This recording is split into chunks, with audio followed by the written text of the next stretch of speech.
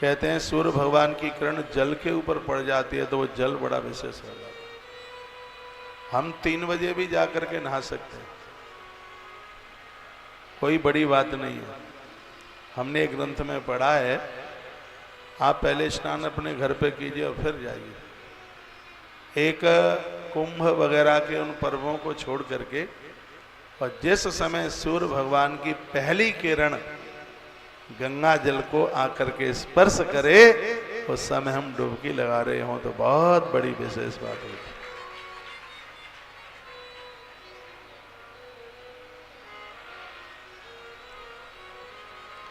दो दिन से हम ऐसे ही स्नान कर रहे हैं। जैसे ही सूर्य भगवान लाल लाल दिखाई दिया उसकी पहली किरण उतरी और हमने डुबकी लगाई। कल भी स्नान करेंगे। गंगा का महात्म्य सुन रहे। प्रचाल्य हस्त उपादौ च उपविश्र से था। इस पवित्र नदी में कुल्ला मत कीजिए, हाथ पाम नहीं धोइए, छींटे लगा ले। फिर बहुत लोग पाम डुबा करके पाम धोते हैं मैया जी।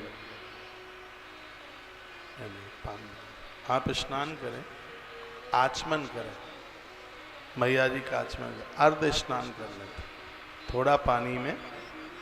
बहुत लोग ऐसे सीढ़ी पर बैठ जाएंगे फिर पाम डुबाएंगे मैया जी, वो ठीक नहीं। घृतेन स्नाप्य देवम क्षीरेण तदनंतरम। बहुत ध्यान से सुनिए, जो मैया जी को घी से नहलाएगा, क्षीर कहते हैं दूध से नहलाएगा, मैया जी को घी और दूध से नहलाएगा, माँ गंगा गारंटी लेती है वो उसके परिवार को डूबने नहीं देगी, कभी वंश को रुकने नहीं देगी, उसकी वंश वृद्धि करेगी। इतना बड़ा महात्म्य इस मैया जी के घी और दुग्ध से मैया जी का अभिषेक, उनको नहलाने की इतनी बड़ी महिमा। लिखाएं सहस्र गुणितम तत्वम विज्ञेयम ग्रामदायिना सूर्य कोटि प्रति कांसे विमाने वैष्णव। करोड़ों सूर्यों का प्रकाश लेता हुआ यह जीव अंत में भगवान विष्णु के धाम चला जाएगा। गंगा मैया की इतनी बड़ी महिमा। हम रोज ये सोचते रहते हैं कि समुद्र के किनारे आश्रम हुआ जा रहा है, नर्मदा मैया जी के किनारे भी है, यमुना मैया जी के किनारे भी है, गंगा मैया के किनारे क्यों नहीं है? तो गुरुजी सुखदेव मुनि की कृपा से आने वाले समय में एक गौशाला छोटी सी, मैं तो गौशाला ही बनानी है, गौ माता को आश्रय मिले, आसपास घूमने वाली सब गैया। अब मुझे तो पता नहीं है सुखताल में गौशाला है कि नहीं है, बड़ी है, 10-5 गायों वाली गैया 10 रहे 5 रहे, हर आश्रम में होनी चाहिए, हर कथावाचक के पास होनी चाहिए, हर महात्मा के पास होनी चाहिए, तो गौ माता बच जाएगी। मेरे सामने ग्रीन सिस्टर जो हल्की पीली और हरी साड़ी पहने, इनको जगा दो, बहुत जोर से सो रहे हैं। बोलो बांके बिहारी लाल की जय हो। अणिमादि गुणै युक्त योगिनाम जायते कुले। जो गंगा स्नान करते हैं उन्हें अड़मा आदि सिद्धियां मिल जाती हैं। अन्ना दाना विष्णुलोकम शैवम बतल दानतः। जितने भी शंकर के पुजारी हैं गंगा जी के किनारे पर तिल का दान करें, और जितने भी नारायण के पुजारी हैं वो गंगा जी के किनारे पर अन्न का दान करें। यदि जो दोनों देवताओं के पुजारी हैं दोनों चीज़ों का दान करें, स्पष्ट वर्णन है, अन्न का दान करोगे संसार की सिगरी वस्तुएं मिल जाएंगी, और तिल का दान करोगे तो मरते समय पाँव में कांटा लगे इतना भी कष्ट नहीं होगा। ये इस श्लोक में मिलेगा। अन्नदाना विष्णुकम शैवैव तिलदानता, ये वर्णन किया गया है बहुत अच्छे से। गंगा तीरे नरो यस्तु नाना वृक्ष समन होता। ऐसे भाग्यशाली लोग जिन्होंने गंगा के किनारे पर वृक्ष लगाए, पेड़ लगाए, ऐसे लोगों को नदियों के किनारे पर पेड़ लगाए, ऐसे लोग ऊपर की यात्रा करते हैं तो वही वृक्ष उनको छाप देते हैं रास्ते, पत्थरों के ऊपर जलना नहीं पड़ता। सीधी सी बात है, आप जो भी कुछ करते हो अच्छा या बुरा वो कई गुना होकर हमें और आपको ही मिलने वाला है। जो भी आप कर लें, हम कर लें, वो कई गुना होकर के हमारे पास आ। पुण्य भगवान को समर्पित करो, अपराध करो मत। ये नहीं है पाप हो जाए तो भगवान को चढ़ा दें और भगवान को कहेंगे तू स्वीकार कर ले। एक बात बताइए, हम कोई अच्छा काम करें और भारत सरकार हमें इनाम दे तो हम कहते हैं कि इनाम बहुत ज़्यादा है, ये भारत सरकार के कोष में जमा कर लो, हम इसको दान दिए देते हैं। तो भारत सरकार उसे स्वीकार कर लेगी, खुश होगी, तुम्हारी बड़ाई भी करेगी।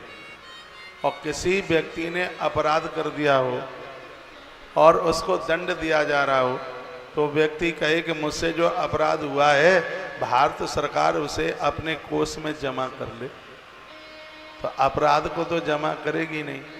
जब ये सरकार अपराध को जमा ना करे तो उस सरकार के यहाँ फिर कैसे जमा होगा? इसलिए अपराध करने से बचिए। ये तो भगवान की महिमा है।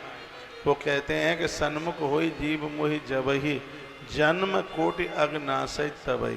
भगवान ने कहा करोड़ों जन्मों का अपराधी भी गलती एहसास करता हुआ मेरे पास आ जाता है, क्षमा कर देता हूँ, लेकिन उसमें एक कंडीशन है। क्या है? ये शर्त है उसमें कि अब दोबारा से गलती नहीं करेगा। यदि दोबारा से गलती करी तो पुरानी फाइल फिर निकाल दी जाएगी पूरी, और गलती दोबारा नहीं करी तो पुरानी फाइल दब गई। डोंट वरी, चिंता की कोई बात ही नहीं है, भगवान ने दवा दी। पहले क्या किया आज तक कोई चिंता की बात नहीं है, लेकिन अब हम आज के बाद किसी भी प्रकार की कोई गलती नहीं करेंगे। उसके लिए भगवान ने कहा कि सन्मुख होई जीव मोहि जबहि, सन्मुख होई जीव मोहि जबहि, जन्म कोटि अगनाश तबहि, सन्मुख होई जीव मोहि जबहि,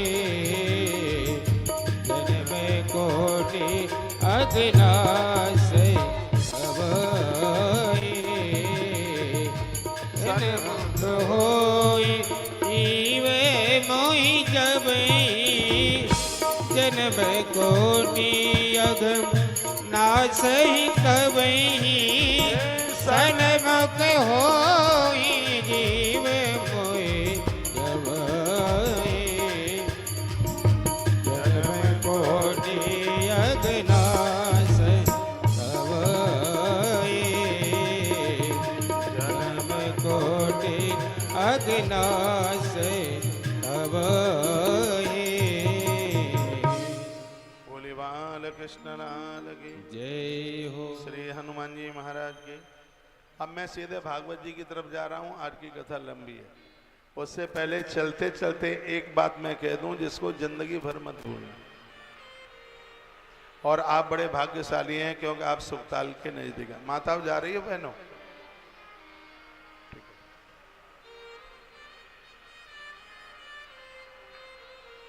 क्या कहा गया है?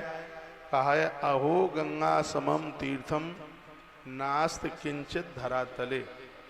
इस मृत्यु लोक में गंगा के समान कोई दूसरा तीर्थ नहीं। वर्ष में एक बार वहां जाइए जहां गंगा जी बहती है।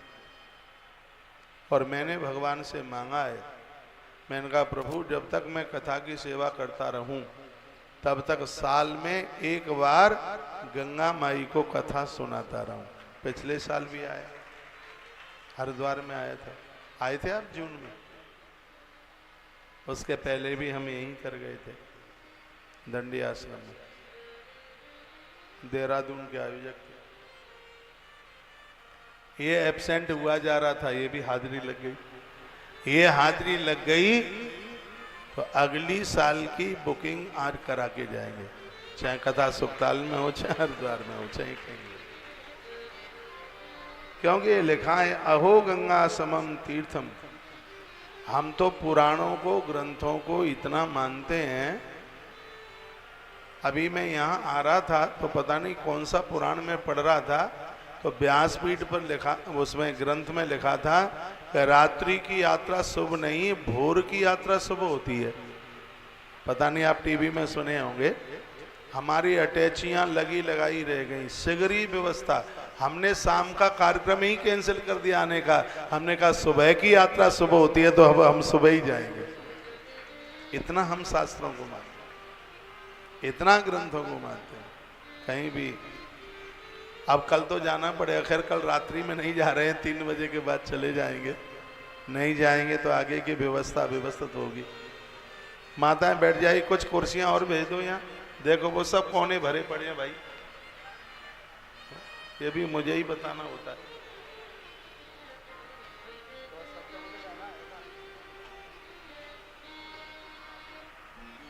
बोलबा के बिहारी लाल की जय श्री हो, हनुमंत बलवंत महाराज की जय हो। यह श्लोक इतना प्यारा है। अहो गंगा समम तीर्थम नाश किशन धरातले।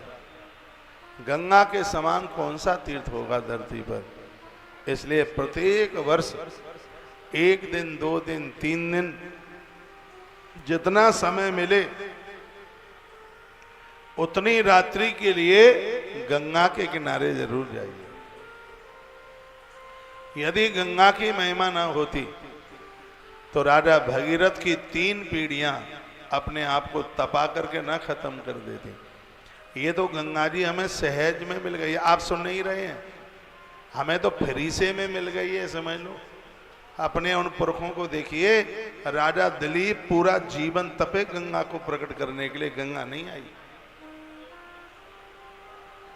हाँ,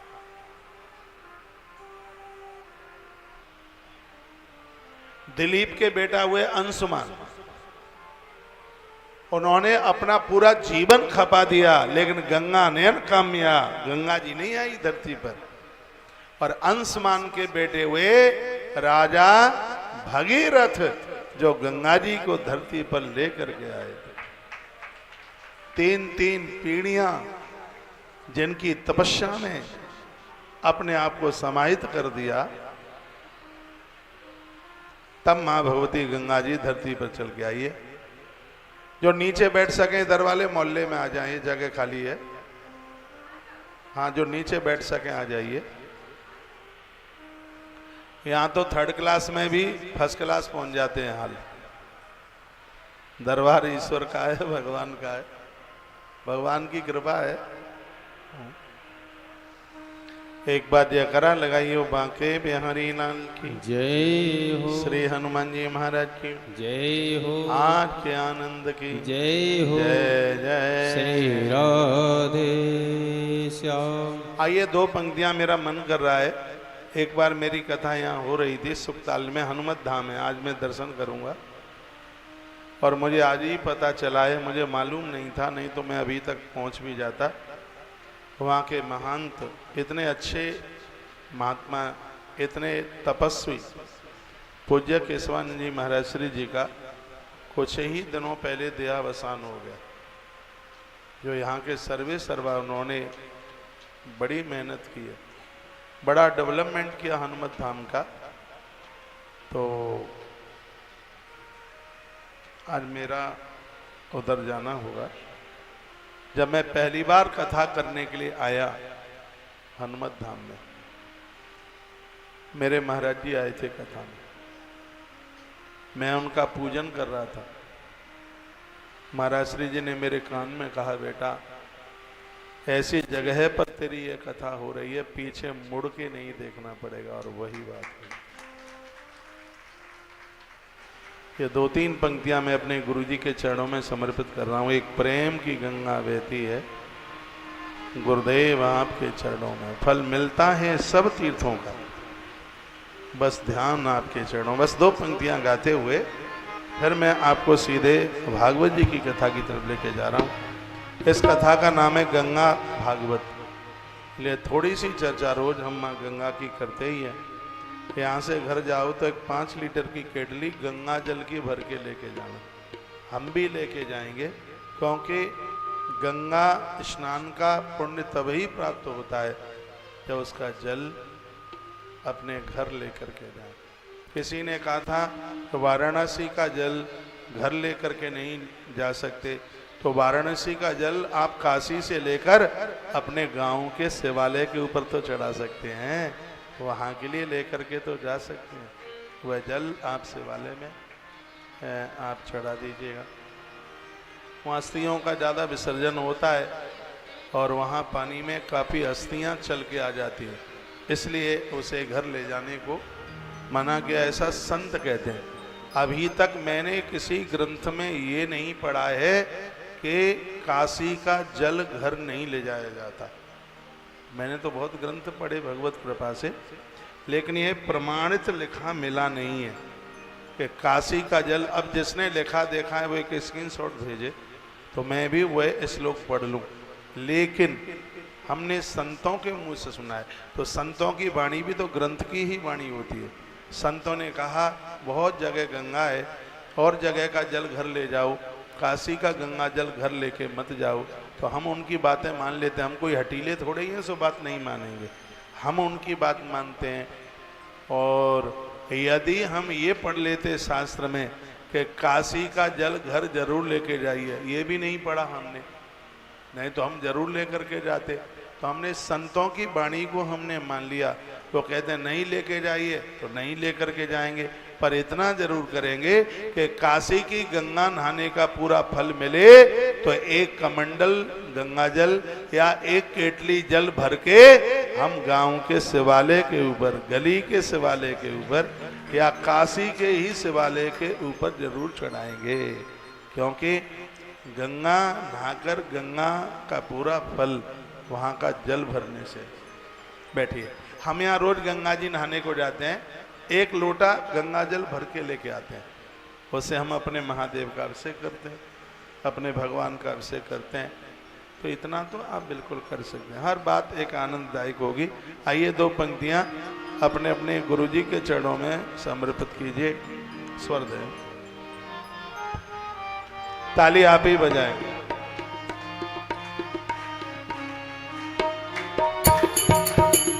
एक प्रेम की गंगा बहती है गुरुदेव आपके चरणों में।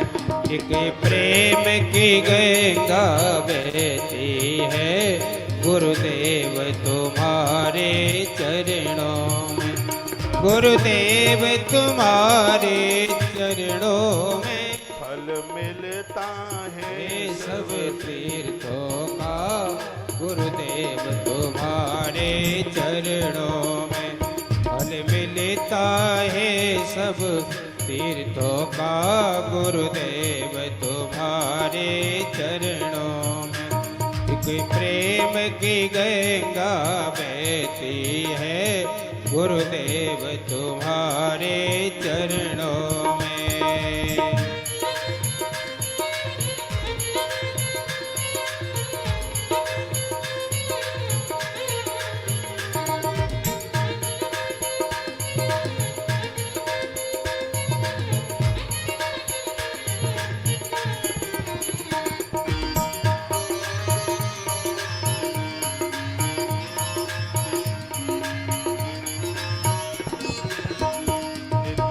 जन्म जन्म से भटका हूँ अब शरण तुम्हारी आया हो। जन्म जन्म से भटका हूँ अब शरण तुम्हारी आया हो। हम भूले भटके जीवों का, हम भूले भटके जीवों का कल्याण तुम्हारे चरणों। प्रेम की गंगा बहती है गुरुदेव आपके चरणों में।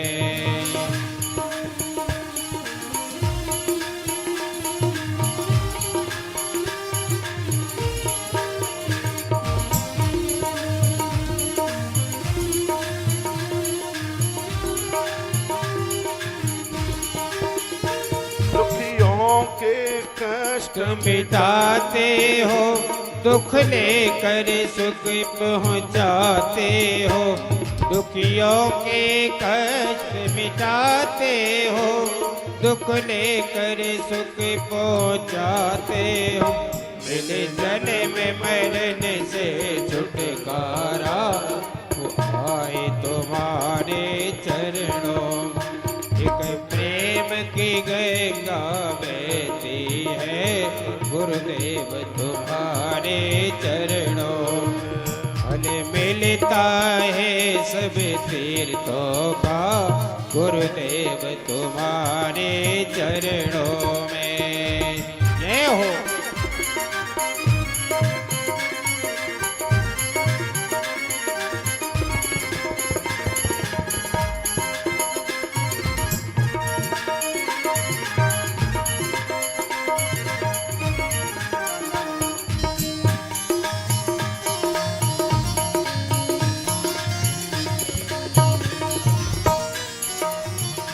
एक बार जो दर पर आता है, दिल तुमको ही दे जाता है।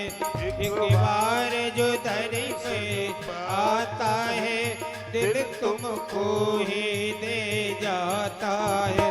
प्यार दिल भरे है भक्ति के भंडार तुम्हारे चरणों। एक प्रेम की गंगा बहती है, गुरुदेव तुम्हारे चरणों में। गुरुदेव तुम्हारे चरणों में, गुरुदेव तुम्हारे चरणों, गुरुदेव तुम्हारे चरणों में, गुरुदेव तुम्हारे चरणों। फल मिलता है सब तीर्थों का, गुरुदेव तुम्हारे चरणों। प्रेम की गंगा बहती है, गुरुदेव तुम्हारे चरणों में। जय हो।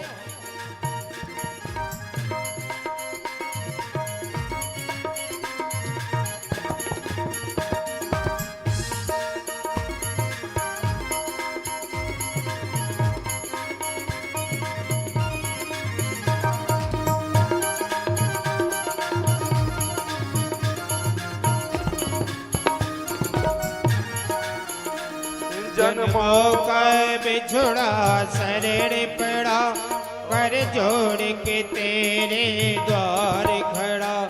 जन्मों का बिछुड़ा शरण पड़ा, कर जोड़ के तेरे द्वार खड़ा। गोवर्धन के काटो चक्कर, 84 के काटो चक्कर, हे दास तुम्हारे चरणों। एक प्रेम की गंगा बहती है, गुरुदेव हमारे चरणों में। फल मिलता है सब तीर्थों का, गुरुदेव तुम्हारे चरणों। एक प्रेम की गंगा बहती है, गुरुदेव तुम्हारे चरणों।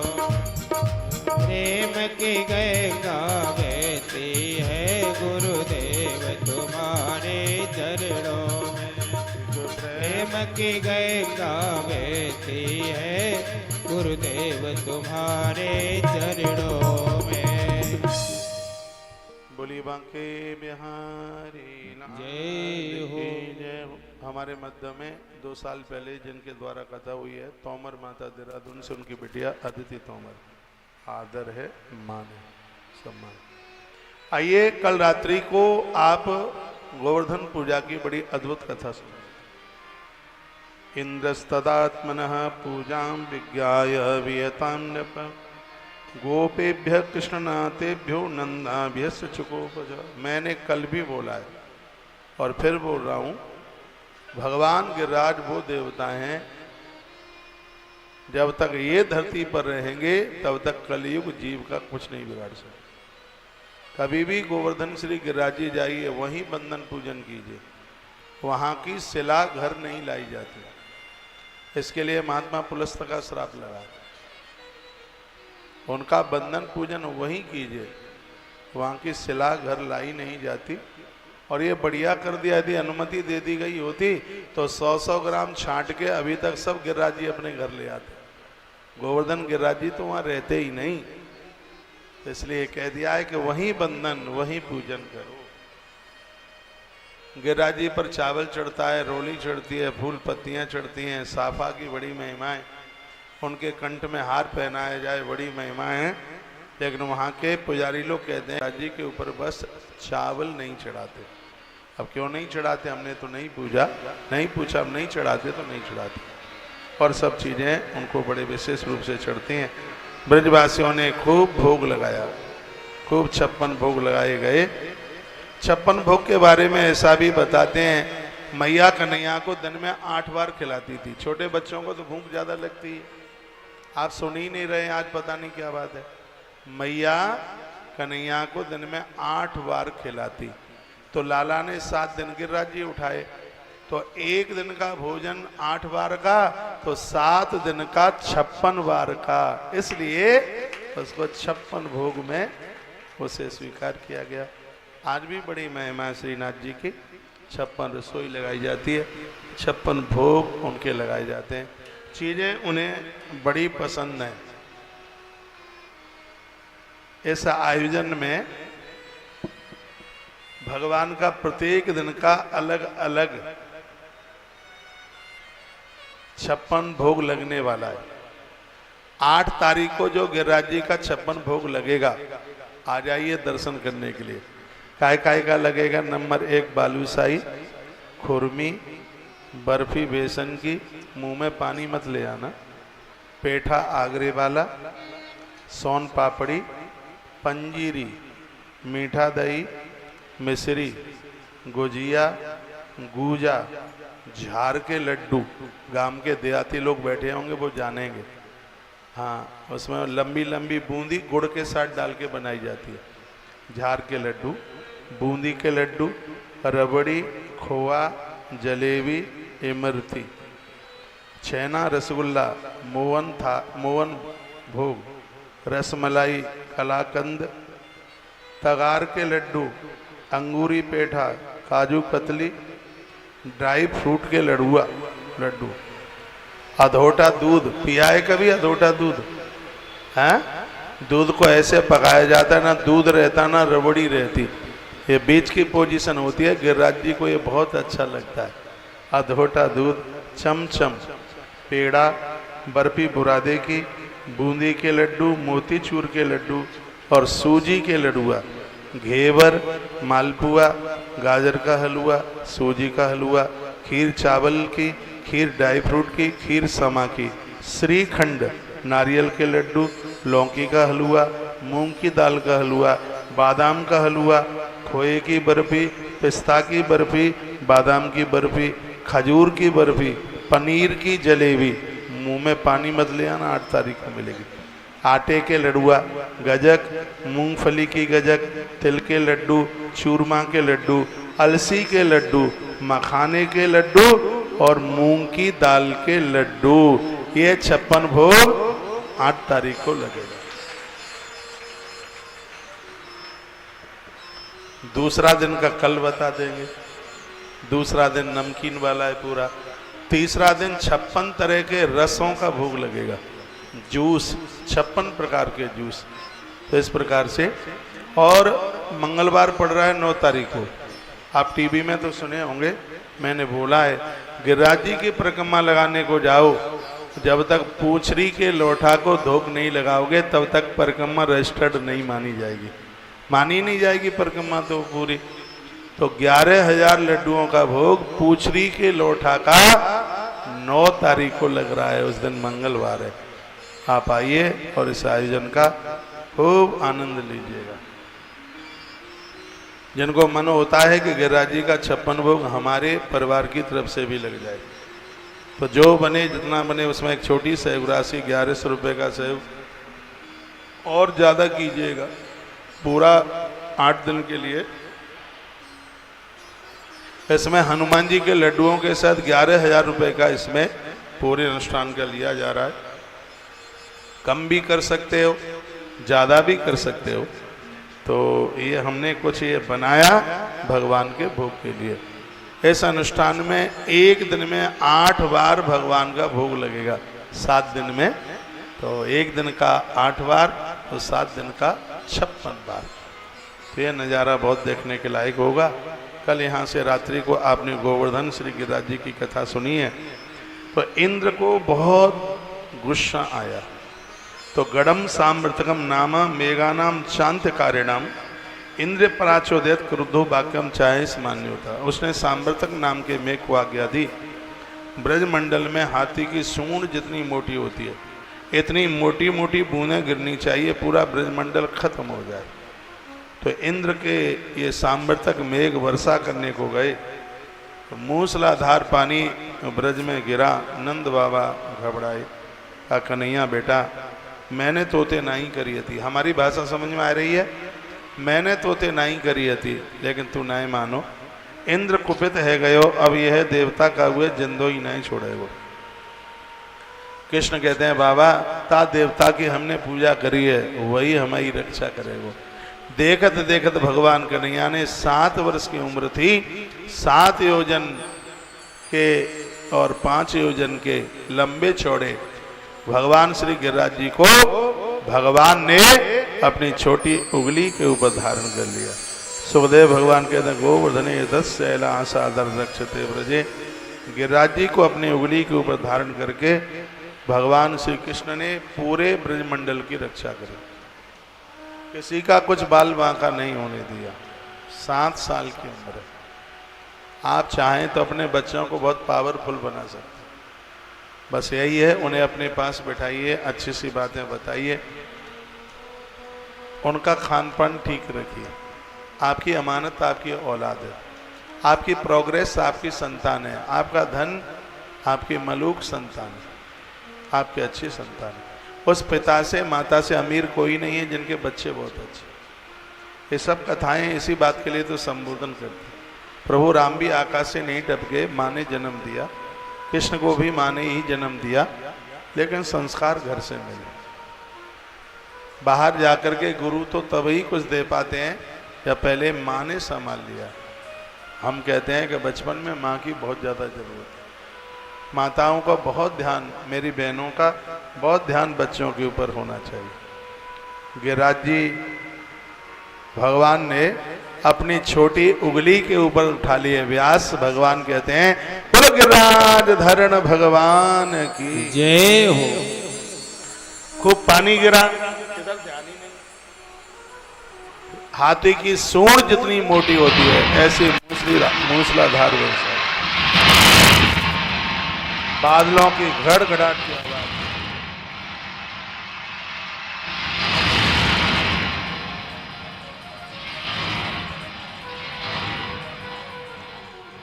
ब्रज में धूल उड़ रही थी। एक बूंद पानी धरती पर नहीं आया। पानी कहां चला गया? कहते हैं कि पानी एक महात्मा पी गए। कौन से महात्मा? एक बार मैया ने कहा भगवान को, कहा प्रभु मेरा मन करता है मेरे आंगन में बैठ करके महात्मा लोग भोजन करें, साधु भोजन करे, मैं जमाऊंगी, मुझे बहुत अच्छा लगेगा, हमारी दर पीढ़ी की तरक्की होगी। मैया जी ने कहा आप किसी महात्मा को, ब्राह्मण को आप न्योता दे के आ जाइए। सुनिए, भगवान प्रभु राम निमंत्रण देने के लिए गए तो महात्मा अगस्त मिल गए। अगस्त जी को कहा गुरुजी आप पधारे, आप भोजन करें तो हमें बड़ा मलूक लगेगा। अगस्त जी ने न्योता स्वीकार कर लिया। वो जीमने के लिए आए। बढ़िया धरती लीप कर मैया जी ने पट्टा लगाया और भोजन बना करके परोसना शुरू किया। दोपहर का भोजन चला, शाम हो गई, बाबा जी ने डकार भी नहीं ली। रसोई में जितना था वो सब लग गया। मैया जी ने अंतिम पूड़ी परोसी और कहा बाबा ऐसा सुना है कि आधे भोजन के बाद पानी पी लेना चाहिए। तो बाबा ने कहा चिंता ना करो, जब आधा हो जाएगा तब पानी पी लेंगे। अभी 3 दिन में तो बाबा का आधा भोजन भी नहीं हुआ। मैया जी प्रभु राम जी के पास पहुंची, कहा ऐसी ऐसी बात है, बाबा का पेट भरता नहीं है। गणेश जी का आह्वान किया गया। गणेश जी जैसा हलवाई कौन है? गणेश जी हाथ में झावा लेकर के बैठ गए। झावा जानते हैं? झबिया जानते होंगे ना? रिद्धि और सिद्धियां, हाँ मैया बता रही है, पूड़ियां निकालने वाली झाविया गणेश जी के हाथ में थी। रिद्धि सिद्धि उनकी जो पत्नियां वो पूड़ी बना रही थी, खीर परोसती है मैया। 7 दिन 7 रात हो गई, लेकिन बाबा तो डकारू नहीं ले। तब मैया दौड़ती हुई प्रभु राम के पास पहुंची, कहा आप ऐसा महात्मा लेके आए हैं, पानी पीता ही नहीं है, बस चुनाई कर रहा है, पूड़ी खीर पूड़ी खीर पूड़ी खीर। ब्राह्मण साग वाग कम खाता है, वो मीठा ज़्यादा खाता है, और जो मीठा खावे ब्राह्मण फिर तो समझ लो ब्राह्मण ही है। अरे नमक नॉन क्या खाना है। तो बाबा तो दे खीर पूड़ी, दे खीर पूड़ी। मैया जी भगवान के पास पहुंची और कहा कैसे भी मेरी लाज बचा लो, उसका तो पेट महात्मा जी का भरता ही नहीं है। राम जी चल करके आए, इशारे में कहा बाबा बस इतना ही बहुत है। तो बाबा ने जानकी को कहा देवी आजकल तबीयत ज़्यादा ठीक नहीं है, इसलिए हम कम ही खाते हैं, अब पूड़ी नहीं चाहिए, थोड़े जल की व्यवस्था कर दें। अब मैया ने सोचा कि 7 दिन 7 रात ताने डकारू नहीं लई खात खात, तो एक आध बाल्टी पानी से तो काम चलेगा नहीं, यहाँ तो हजारों टैंकर चाहिए, फिर तो हम कहाँ से पानी की व्यवस्था करेंगे। राम जी ने कहा गुरुजी सुनो, हमारी और आपकी उधारी रहेगी। मैंने त्रेता में 7 दिन 7 रात्रि तक तुम्हें भोजन कराया, तो द्वापर में 7 दिन 7 रात्रि तक तुम्हें जल पिलाऊंगा। जब देवराज इंद्र ने पानी गिराया, तब मेरे भगवान ने आह्वान किया महात्मा अगस्त का, और अगस्त जी अंजलि लगाकर, ये देखो बंद हो रहा है, महात्मा अगस्त ने अंजलि लगाई और पूरा का पूरा पानी पी गए। धरती पर एक बूंद भी जल आने नहीं दिया। ये तो बात रही ग्रंथ की। अब दूसरी बात, अगस्त वो गुरु हैं जिनका ज्ञान कभी अस्त नहीं होता। ऐसे गुरुओं की कृपा हो जाए तो भोगों की वर्षा से ये जीव हमेशा हमेशा के लिए सुरक्षित रहता है। गोवर्धन लीला का मतलब है कि पवित्र इंद्रियों की लीला, इंद्रियों की पवित्रता। इसलिए भागवत जी में रासलीला बाद में है, पहले गोवर्धन लीला है। जब तक इंद्रियां पवित्र नहीं होंगी तब तक जीवात्मा परमात्मा के उस महा आनंद की क्लास में, रास की क्लास में बैठ ही नहीं सकता। तो काफी श्रोता वापस जा रहे हैं, जगह कहीं मिल नहीं रही है, बेचारे बाहर धूप में तप तप करके जा रहे हैं। हमें पता ही नहीं था कि बिना एडवर्टाइज के तुम इतनी संख्या में इकट्ठे हो जाओगे, नहीं तो फिर कुछ बड़ी व्यवस्था करते। हम तो सोच रहे थे कि हम बोलते रहेंगे और ये दी वाले सुनती रहेंगी, सुखदेव गुरु जी सुनते रहेंगे। हमें मालूम ही नहीं था कि आप सब लोग हमारी पवित्र व्यासपीठ के इतने बड़े भगत हैं कि आप आ ही जाएंगे।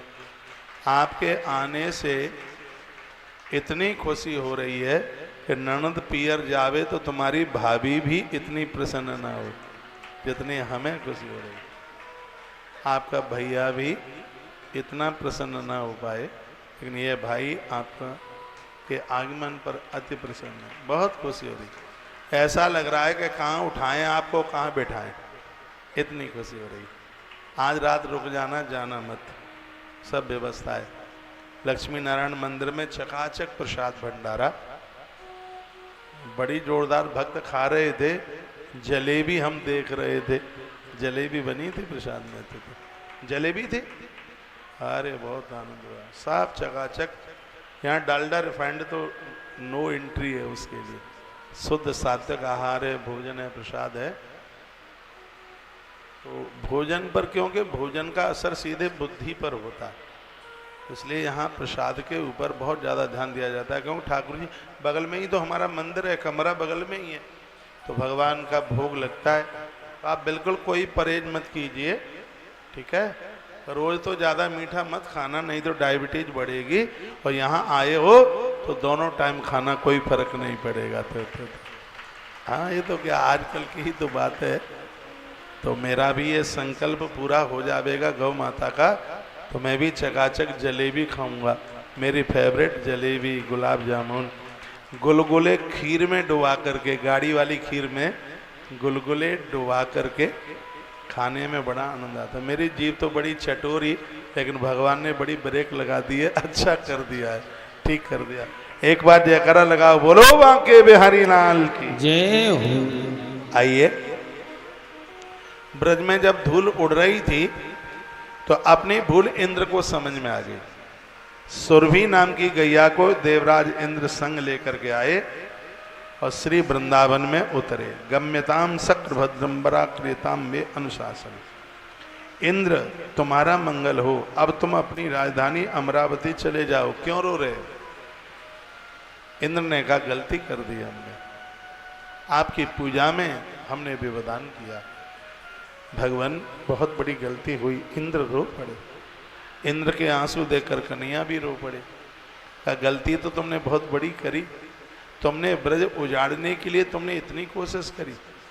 तुम जानते हो जिसको मैं बचाना चाहूं उसको पूरा ब्रह्मांड नहीं मार सकता। भगवान के जिसको मैंने बचाने की ठान लिया उसको कौन मारेगा? कितना भी संकल्प कर्ण ले ले अर्जुन को मारने के लिए, दुर्योधन भीम को मारने का संकल्प ले ले, लेकिन जिसको बचाने वाला ही भगवान है उसको कौन मार सकता है? राम सिया, ये पढ़ते रहोगे इधर देखोगे, राम सिया भज बारह बारा, चक्र सुदर्शन है रखवारा। हाँ, उसका कौन क्या बिगाड़ेगा जिसका रक्षक चक्र सुदर्शन धारी है। मेरे प्रभु ने कहा कि तुमने ब्रज को उजाड़ने की कोशिश की, ब्रजवासियों को मारने की कोशिश की, तुम इतने घमंडी हो गए, तुम अपनी पूजा चाहते हो। और जो अपनी पूजा चाहता है, ये सुन लीजिएगा, जो अपनी पूजा चाहता है उसको मैं उखाड़ करके फेंक देता हूँ। कि धरती पर जिन्होंने अपनी पूजा चाही भगवान ने उसको रुकने नहीं दिया, स्थापित नहीं होने दिया, उसे उखाड़ दिया। गुरु लोग, साधु महात्मा लोग तो परमात्मा को पुजाने के लिए एक माध्यम है। दुनिया पूजा करे अच्छी बात है, लेकिन मंदिर में भगवान की फोटो भले ही ना हो और अपनी फोटो देख करके जो प्रसन्न होवे, ईश्वर तो उसको टिकने नहीं देगा ना। तो भगवान कहते हैं गलती तो तुमने बहुत बड़ी करी, लेकिन क्षमा इसलिए कर देता हूं कि तुम्हारी वजह से मुझे अपने ब्रजवासियों के बीच में 7 दिन 7 रात्रि तक एक ही जगह रुकने का मौका मुझे मिल गया, इसलिए हम तुम्हें माफ कर देते हैं, क्षमा करो। इंद्र भारी लज्जित हुए। सुरभि नाम की गाय ने भगवान का महाअभिषेक किया। अपने कच्चे दूध से गोविंद को स्नान कराया। पंचामृत से भगवान को नहलाने की बड़ी महिमा है। दूध है, दही है, घी है,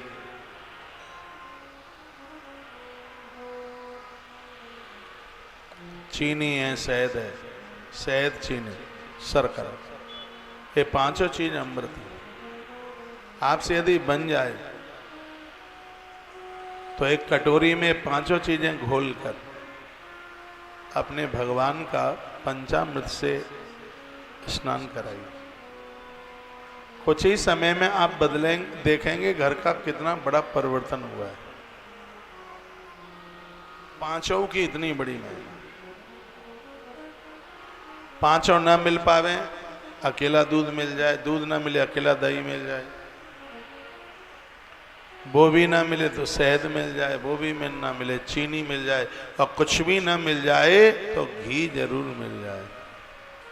बृहद नारदी पुराण में लिखा, ये भी ना मिले तो गंगा जल जरूर मिल जाए।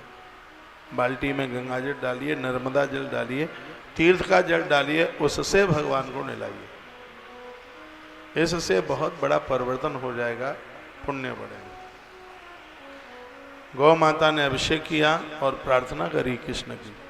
क्या बोली? कृष्ण कृष्ण महायोगिन विश्वात्मन विश्व संभव भवता लोकनाथेन सनाथा वयमुक्षित। कहा, हे सच्चिदानंद स्वरूप भगवान प्रभु, आप महायोगी हैं। गौ माता ने कृष्ण को योगी कहा, आप योगेश्वर हैं, आप स्वयं में विश्व हैं, विश्व के परम कारण हैं, कभी नष्ट न होने वाले आप अच्युत हैं, संपूर्ण विश्व के स्वामी आपको अपने रक्षक के रूप में प्राप्त करके हम गायें सनात हो गए। आप जगत के स्वामी हैं, लेकिन हमारे पूज्य आराध्य देव हैं प्रभु। इंद्र त्रिलोकी के इंद्र हैं, लेकिन हम गायों के इंद्र आप हैं, ऐसा गौमाता बोली। कृष्ण की पूजा करने से गैया मैया प्रसन्न होती है, और ये लिख लेना, गाय प्रसन्न होती है तो वो गौ माता जीव को बैतरणी में डूबने नहीं देती। अपनी पूंछ का सहारा लगाकर वह बैतरणी से पार कर देती है। मेरी एक बात मानेंगे आप तो मैं बोलूं थोड़ा थोड़ा आगे आ जाइए। आगे वाले यहीं बैठे रहेंगे, बीच में काफ़ी गैप है, आ जाइए। पीछे बहुत श्रोता आ रहे हैं, उनको जगह न मिलने की वजह से वो वापस जा रहे हैं। थोड़ा थोड़ा आ जाइए, खिसकी और आइए, थोड़ी पीछे जगह कर दो। चेयर वाले जहाँ बैठे हैं वहाँ बैठे रहिए, और जो नीचे बैठे हैं वो थोड़ा थोड़ा आगे आ जाएं तो जगह हो जाएगी। बोलो बांके बिहारी लाल की जय हो। श्री हनुमंत बलवंत महाराज की जय हो। परम कल्याणी गैया मैया की जय हो। जय जय श्री राधे श्याम। भगवान दीदी धूप में न बैठना, थोड़ा थोड़ा गया है ना। भगवान श्री कृष्ण ने गौ माता को कहा कि आज से इस तिथि का नाम गौ अष्टमी होगा इसमें, और कृष्ण ने यह वरदान दिया, आज की तिथि में यदि कोई गोदान करेगा तो एक गैया का गोदान सीधे 1000 गौ माता के दान के बराबर उसका फल होगा। ये भगवान कृष्ण के शब्द। आज भी तुलसी तपोवन गौशाला वर्ष में एक बार गौ महामहोत्सव, वो गोपाष्टमी महामहोत्सव मनाती। पूरा 15 दिन का आयोजन होता है, दिवाली से लेकर के पूर्णिमा तक। हजारों दिए प्रत्येक दिन गौशाला में जलते हैं। एक विधि के अनुसार गौदान होता है। पूरे देश से भक्त लोग चल करके आते हैं। राजस्थान और गुजरात से गौशाला प्रत्येक वर्ष 100-200 नई गाय मंगाती है। यहाँ तो हर महीने में सैकड़ों गैया ब्याती है, और ये अतिशयोक्ति नहीं है। आज देश की इतनी बड़ी गौशाला है जिसका विस्तार हो रहा है। गैया कोई बहुत ज़्यादा बूढ़ी हो तो ही मौत को प्राप्त होती है, नहीं तो भगवत कृपा से यहाँ गैया मरती नहीं। ऐसा नहीं है कि वो अजर अमर हैं, ये भगवान की बड़ी कृपा है। लंपी जैसी बीमारी में अकेले राजस्थान में 10 लाख से ज़्यादा गैया खत्म हो गई, लेकिन इस गौशाला में एक गाय भी खत्म नहीं हुई। इतना उनका ध्यान रखा जाता है। कार्तिक के महीने में बहुत बड़ी व्यवस्था होती है। कभी आप भी इस उत्सव का दर्शन करें। देवउठनी एकादशी पर एकादशी उद्यापन होता है, जो कि पूरे देश का इकलौता कार्यक्रम होता है जहाँ 10,000 महात्मा एक ही दिन में भोजन प्रसाद और एक दिन पहले फलियार लेने के लिए आते हैं। जिन्होंने अपनी एकादशी उद्यापन किया है उन्होंने जाकर के देखा है। ये सब कार्तिक के महीने में होता है। मैं आपको निमंत्रण दे के जा रहा हूँ, अब के बाद 2026 के कार्तिक में आप जरूर आइए। वृंदावन वैसे भी बड़ा अद्भुत है। यहाँ जाकर के आने का, बेटा दादी को यहाँ बेटा, बेटा तुम हटो, इधर लाओ।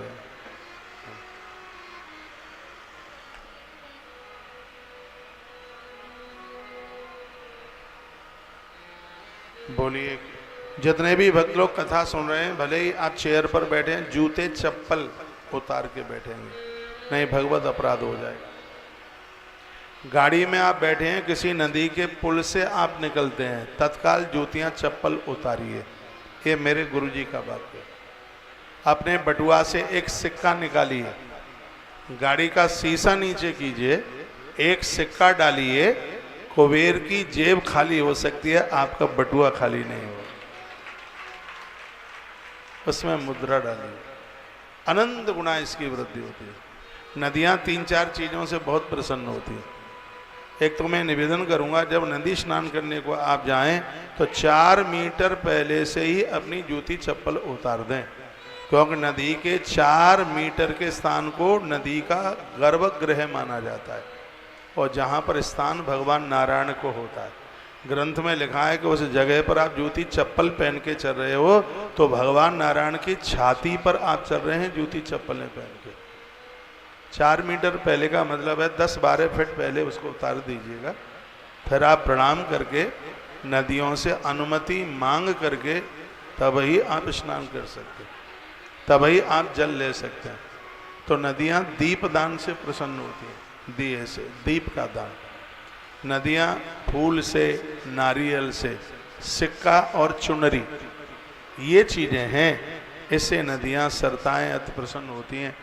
और जहाँ नदियाँ प्रसन्न हो जाती हैं वहाँ परिवार खानदान में संतति की कमी नहीं आती, संतान की कमी नहीं आती, और उस खानदान में स्त्रियाँ बांझ नहीं रहती, संतान विहीन नहीं रहती।